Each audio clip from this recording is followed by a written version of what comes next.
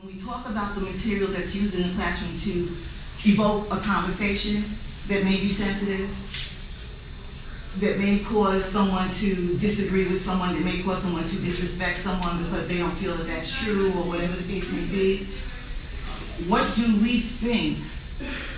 How do we feel about the material when it's first brought to us? I loved the material. I can't get enough of the material. So when I came into Jack's class, it was like an oasis of mental health in a desert of insanity out there. Reading the material, it was a profound thing for me reading the Lisa Delpit, because I didn't realize the power struggles that were in the classroom. Yes, sir. Yeah, hi. My name is William. I just want to say that when I first came to Professor Tom's class, I was kind of in shock that material could actually highlight how blacks have been mistreated and abused from way back in slavery time to a time when it was against the law to even know how to read, and to acknowledge that this abuse was taking place, and to look up in front of the class and see a white teacher that was distributing this information or letting us read this information. You know, I was like wondering, am I in a real classroom? What is going on here? Right. This teacher is actually putting forth that this is the truth, and I knew that he was speaking the truth. So it touched me real deep emotionally that a white teacher could first give a damn that the black people had been through this type of abuse, okay, where to read, write, or to expect to be anything or anyone was taboo, okay, and that even if you became who you wanted to be, that you were still less than because you were black. You could be Dr. Morris or whoever you were. You still did not equal up to the white because the black was taught that they were less. And for him to read this in his material and at first I didn't know what to say in class. I'm like, wait a minute, how am I going to speak about this white people in this room? Right. I can't talk about this. Right. I mean, I don't want to insult anyone. Right. I don't want to fail my class. I don't want to be looked down upon. Right. Okay, so at first I'm like, wait a minute, I know he's saying the truth, and it is the truth, but where am I supposed to come from with this? Right. So it took me a while to try to open up, to be able to talk honestly and about. Of course I know about it. I know about it because I'm a black man, and I lived the abuse. My mother lived it. Her mother lived it, and it just goes way back. Being a young black male, what caught me first about jazz class, to be honest with you, is when you walk in and you have the experience of being open to something that you're not normally open to in a classroom. I mean, among peers, talking about a black experience, something that's normal. Like, we walk into a classroom, someone was to tell you, mind you, a person not of your own race, which made the experience a little bit different, to open up, the black experience, or to say out loud, without, no form of hesitation, what exists in terms of how slavery even affects us today, when that's something that's normally pushed under the rug a little bit, that happens over, that's it. For them to bring that up actually, gave me a little bit of the strength to actually, to talk about certain issues which are normally discussed. Once you opened that sort of communication, I was into the class completely. Right. I think that the effort to make that link between the teacher and the student makes a phenomenal change in terms of, let's say, the other youths that sit around let's say in the lunchroom, for example, is one example that normally uses. If they was to be open to that experience, something to meet them at that halfway point, I think that would be very influential in bringing them into the classroom, have them learn that somebody actually understands their experiences. And that's also a lot of us talk in the book and other material. Do you think that it's necessary? Yes, I do. Do you think that it's necessary to be used in all classrooms? Definitely. At least the approach. It may not be the exact same thing, but go ahead. I think it's very important. I think that one part of the society wants to forget what happened, which I would do with pleasure if I wouldn't see nice of people who is carrying still the pain and the consequences, which is more than pain. That's right, that's right, that's right. I would say this is a curse, and a curse can be healed only by blessing. That's right. So, no, I would call for blessing. And I'm deeply sorry that I'm an immigrant here, so I can't talk in the name of the white Americans. But really, it would be the most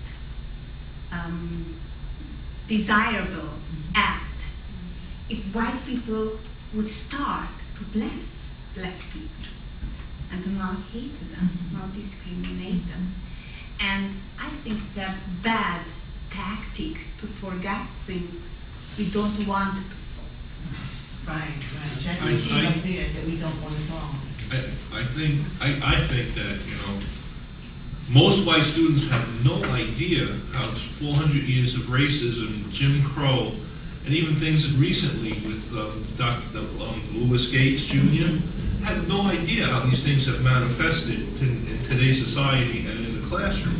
Or they have no idea, or they don't want to have no idea. And Jack addresses both. I had been aware of like a lot of the issues with, like I said, the material that he gave me. The only other material I had been really familiar with before was Breaking the Chains of Psychological Slavery by Dr. Akbar. But all the material that he gave me, and it shows how things have manifested, in this society, and certain behaviors and patterns that you see out there are attributed directly to that. And most white people have no idea. Yeah, and it's funny that when we talk about when we first start out in the classroom, the primary focus is on the black experience using black material, and then once the class becomes like a little family, now we can move on to other material where we see everyone suffering. That's the beauty of it. He takes us here and then shows us where we're all part of the same. We're all in the same pot. I'll put it that way. And now if we can think about changing, I'm with you on that, and if we can reverse the curse with a blessing, then it would make things a whole lot better. A whole lot better. I have been in a depression for the last 6.5 years. And it was mainly based off like a feeling of not knowing who I am, where I belong, what my purpose is here. And Jack's class is the only one that really hit me off the head at that point. His book by Fromm, The Escape from Freedom, is the only one that really explores the psychology of mind and the thoroughness of being just an individual in the society to such a depth where I could actually understand what it means to be human. And over the course of the last 6.5 years, I sought advice in the wrong places from the most ignorant people. And Jack's class made me realize that stereotypes, the images that we hold of people, the perceptions, like saying black people act a certain way, or white people act a certain way. Even white people hide behind these stereotypes, and it's disgusting. Because I tried to do the exact same thing, and the person that I became, I couldn't stand myself. And because of Jack's class, it's not like I'm gonna say I'm blind to race. I could still see you as a black woman. I could still see myself as a white female. I mean, I'm not yet a woman. But it made me realize that every human being that I talk to, as long as they are aware of who they are, as long as, and Jack really helped a lot of people in his class do that. As long as that person is educated and aware of who they are and what they're going through, of their struggle, it is that much easier to communicate with them. Because as long as you're going to be hiding behind the veil of like a stereotype, there's no talking to you. You're not yet educated. You're not yet on the level where you could function well in the society. And like he said, we're confused about what we want. Basically what the Fromm book says is that we have been oppressed by a higher power that we can't even pinpoint. Who are these people that are telling us how we should act, how the society functions, why black people should be oppressed, why white persons should have the power. That book is teaching us that since we're the ones that are having this confusion, it is us that must unite as a people and just rise up and tell everybody what we really want. Because I believe that everybody in this room And most of the people that have been touched by this very issue in this school and many schools in the city, in this country, could all unite together and just say what we want and what we need. This is a democracy, and as a people, we have that power. We're just silent, and we're just lambs. We're following the wolf into the cave, and that's it. He usually comes over there on Thursdays and actually gives usually a roundtable discussion, like what I would assume he would most likely do in his class, and have us focus on specific material. And personally, you know, I myself feel that that is a wonderful way to go about doing it.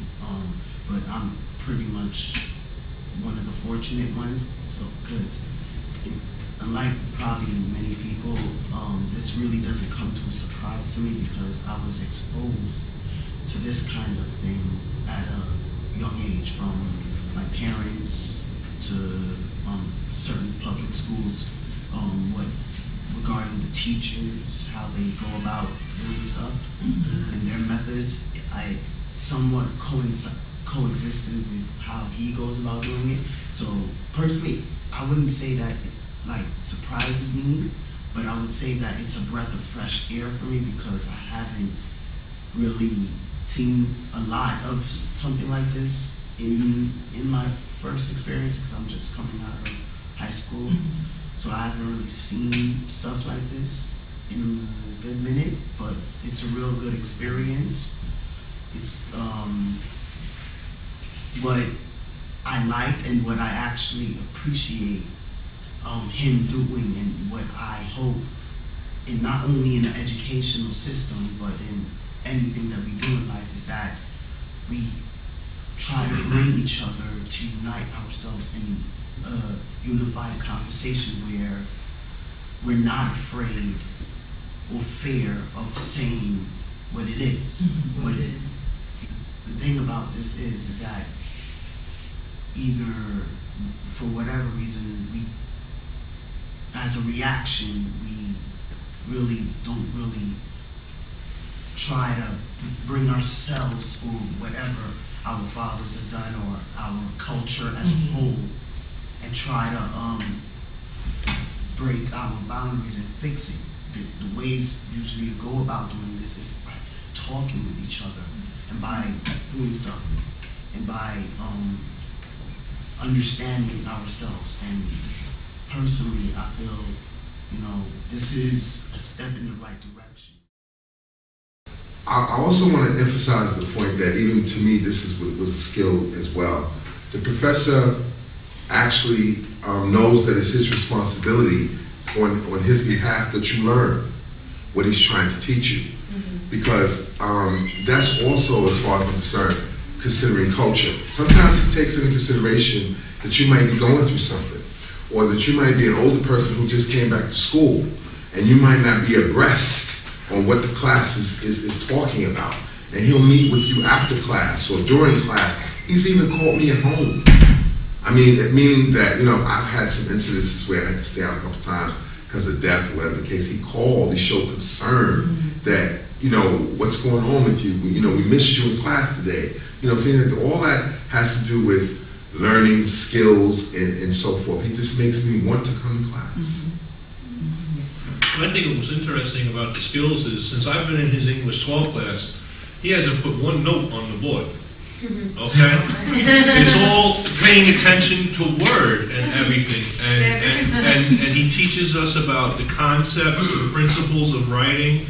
Can you relate to the author? And for the black students, he gives us a material that they can, everybody basically on a human level can relate to. What the author is implying, what you infer, different techniques of writing. Early on in my writing, I gave examples, but he wants explanations. Don't give an example, but an explanation. He's teaching us how to write with substance, and I've noticed from the beginning of my writing how I've matured in my ability to write and write well, I think. One of the biggest skills I think I've learned, not necessarily writing or reading, was just being more humane. Is just the humanity that he brings to the classroom, because he does want you to be more open to everything because of the material that he gives us. gives you skills not only in reading and writing, but gives you skills to be a better person. Yes. On the ACT test to get into school, I scored a 99 on the reading. I thought I was a good reader until I came into this class. Right. And then you found The out. first day of class, he told us, you can't read worth of shit. And now I'm a better reader, you know, because I know how to deconstruct Deconstruct. what the writer has written. Do you And know I what see, a participial phrase is? yes, I do. Now look, there's an adjective clause, there's a participial phrase, there's a preposition, all that. I mean, and how it links, and you know, you're thinking 3 sentences ahead before you even get there. I mean, I think one skill I actually developed, I mean, besides, you know, writing from a passion, was in the concept of reading and deciphering what you read. Not to read to understand it, but read to get the bigger picture of it and your own opinion of it too. And that's a lot what he puts into it. I think on the point of developing yourself as a person, I remember after speaking with him at the evening, right after, you know, not doing my assignment on time, I went home and started looking through the piles of letters he was giving me. I decided to, you know, pick up one and read it. Because I pushed this. Procrastinate. Yeah. No problem. I'm human too. So, one letter he had stated on being a better person, to achieve something, and not to only attain it, but to attain it and keep it. And a letter on how to attain something, how to reach a state and to keep it. And it says to keep practicing what you've done to get there, to attain to be a better person, until it becomes a part of you and you catch its level. Because not only about getting there, but getting there and holding it and grasping it, that is where the true change comes into play. Right. And when you take this and bring it into your person, it will reflect in everything you do, regardless. Whether you're here or you're somewhere else tomorrow, that was something that is embedded in the person that will carry on. And that's something that's very important that we learn here, opposed to, you know, that we may have picked up earlier in life. That could change a person, and you know, him touching one of us could touch 10 other people later. Yeah. You know, but once we instill these basics, that is something that is the most important thing you ever learn Right. to forward into the world, not just for yourself. So I learned that, you know, the information that I'm gonna learn, I will one day make a difference in somebody else's life. And that matters to me more than any words in the dictionary. Oh yeah. There's this enthusiasm, like a certain charisma in the class that I guess you all feeling like is visible. And I take it that no one is as more interested in another person as what they give to us. So we match what Jack gives us. And it's done wonders for like me. And I've been lazy. I've held off until the last minute. I even held off until I did work that was late. But because he enthralls me, like he pushes me forward. It touches you on like a level that you never knew that you could have like cared about or like perceived yourself to be, because we all know what we have to do and how we have to do it, but there are certain things that hold us back, and he breaks that down and saying we're our biggest enemies, but he's going to be the biggest helper to stop ourselves, so we can like do what we have to do at the end of the day. That's just a skill that's, I think, if not the most important, one of the most important skills he's given us in like the course.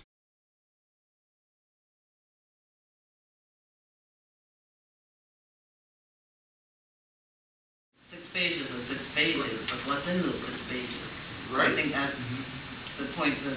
And that's really what Vitali was saying to you, Right. that we analyze what we read, we make it possible for people to see what's really there, and you know, he speaks for himself, but you know, after a while you begin to actually appreciate the fact that you're seeing things, that you have knowledge, that you have the skill that allows you to have it. And again, I don't want to overdo this, but I'm saying we're talking in an environment of racism. I'm not speaking about Kingsborough, I'm speaking about the United States. And when we are doing something that enables black people to succeed, it's assumed by too many people that we're not doing anything that's very challenging. It's like, oh, you got your job through affirmative action, and you can't do this and you can't. My black students succeed because they're challenged severely, not because they're given easy things to do. And maybe you might think it's not necessary to say it, but we hope one day that other people who are watching this tape that we're making here, who aren't as enlightened as you are, will understand that we're challenging people in the classroom. We're not making it easy for black people or Can anybody I ask else. you something? You